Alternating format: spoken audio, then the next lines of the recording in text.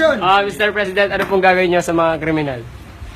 Kung ako tatanungin niyo, I would like to say to the people of the Philippines that pakulong ko talaga kayo. Buong Luzon gawin kong police station yan. Mauna na tong babae na to. Anak niyo po yan, si Kitty yan. Hindi, si Kitty. Siya, nakita niyo, Muse siya, Black Beauty, Black Derm. Next question. Next section. Sandali lang. Ay, sorry po, Mr. President. Nagsalita pa ako. Ako tinanong, sumagot ka. Pagawa akong batas dun. Ay, sorry po, Mr. President. Mr. Tanong na lang po. Patigil ko yung coal mining. Uy, Malamig na pagmimina. Bawal yun. tumawag yan. Malamig, cool nga, di ba? Okay, tama. Common sense, logical na lang putang. Sorry po.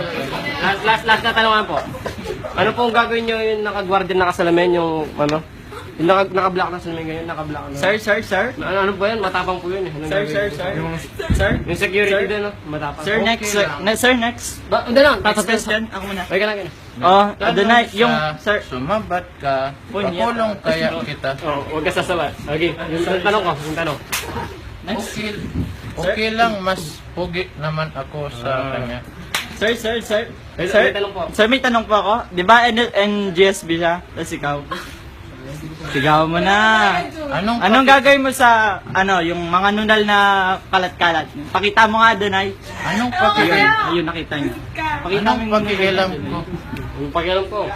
Apat yung asawa ko, patulang ko ba yung pangit na yan? Last na katanungan. Last na katanungan, President. Last na katanungan. Pila niya bulugin ka machilis?